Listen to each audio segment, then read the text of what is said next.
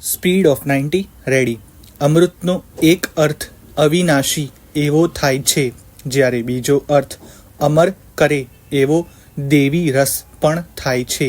આઝાદીનો અમૃત મહોત્સવ હજુ થોડા સમય પહેલાં જ ઉજવાયો છે, ત્યારે અમૃત મહોત્સવની ઉજવણીની સુવાસ અકબંધ છે. આઝાદીના અમૃતકાળની ઉજવણી સાથે ગુજરાતમાં વિકાસનું અમૃત રસપાન ગુજ્જરવાસીઓ માણી રહ્યા છે. વિકાસનો પર્યાય બનેલા ગુજરાતમાં સુખ, શાંતિ અને સમૃદ્ધિની સરવાણી સતત વહેતી રહે છે, જેનો શ્રેય રાજ્યના મુખ્યમંત્રી શ્રી ભૂપેન્દ્રભાઈ પટેલને ફાળે જાય છે. પેરેગ્રાફ.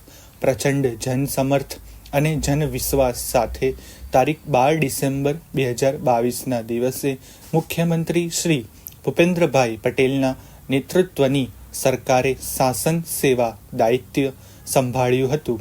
તેમના સફળ સુશાસનના 2 વર્ષ સેવા, સંકલ્પ અને સમર્પણના રહ્યા છે. વડાપ્રધાન શ્રી નરેન્દ્ર મોદીએ વિકસિત ભારત @2047 માટે 4 મુખ્ય સ્તંભ ગરીબ, યુવા, અન્નદાતા અને નારી શક્તિના સશક્તિકરણ માટે વિશેષ ધ્યાન કેન્દ્રિત કર્યું છે. મુખ્યમંત્રી શ્રી ભૂપેન્દ્રભાઈ પટેલ અને ટીમ ગુજરાતે પણ વડાપ્રધાન શ્રીના આ વિકસિત ભારત @2047 સંકલ્પને વિકસિત ગુજરાતથી પાર પાડવાની નેમ રાખી છે. પેરેગ્રાફ. સીધો સંવાદ કર્યો. તદુપરાંત રાજ્યના મહિલા સ્ટાર્ટઅપ અને પ્રોત્સાહિત સફળતાને આ સન્માનિત પણ કરવામાં આવ્યા છે. પેરેગ્રાફ. ભૂપેન્દ્રભાઈ પટેલ મુખ્યમંત્રી શ્રીએ જણાવ્યું કે વડાપ્રધાન શ્રી નરેન્દ્રભાઈ મોદીએ સુશાસનની જે પ્રણાલી પ્રસ્થાપિત કરી છે, તેને ટ્રાન્સપેરેન્ટ રિફોર્મેન્ટની વર્તમાન સરકાર આગળ ધપાવી રહી છે. રાજ્યમાં વિકાસની જે નવી ક્ષિતિજો ખોલી છે, તેના પરિણામે હવે લોકોની અપેક્ષાઓ વધી છે અને ટાઈમલી ડિલિવરી તથા ટ્રાન્સપરન્ટ ગવર્નન્સ જોઈએ છે. રાજ્ય સરકારે આ માટે પૂરી પારદર્શિતાથી નવયુવાનોને સરકારી સેવામાં પસંદગી પામવાનો અવસરો આપ્યા છે.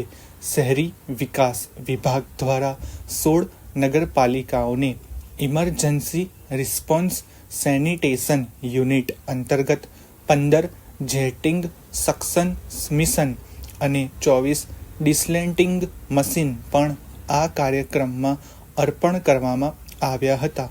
પેરેગ્રાફ. પ્રતિનિધિઓ અને અન્નદાતાઓ સાથે મુખ્યમંત્રી શ્રીના નિવાસસ્થાને પ્રત્યક્ષ સંવાદમાં ભૂપેન્દ્રભાઈ પટેલે જણાવ્યું હતું કે વડાપ્રધાન શ્રી નરેન્દ્રભાઈ મોદીએ કરેલા પાયાના પ્રયાસોથી કૃષિ અને સિંચાઈ વ્યવસ્થા સુદૃઢ બની છે. તેમની દીર્ઘદ્રષ્ટિને પરિણામે ગામે ગામ વીજ વિતરણથી ખેતીની નવજીવન મળ્યું છે. રાજ્ય સરકારની સક્રિયતા ખેતીમાં નવીનીકરણ અને સુધારા માટે રાજ્ય સરકાર સતત પ્રયાસો કરી રહી છે. કુદરતી આફત સાધન સબસિડી સહિતના વિવિધ તબક્કે સહાય આપી છે. રાજ્યમાં મહિલાઓ સંચાલિત સંપૂર્ણ FPO નારી શક્તિને પગભર કરવાની ઉમદા કામગીરીથી દેશના ખૂણે ખૂણે પહોંચી છે, એક્સપોર્ટ કરતી થઈ ગઈ છે.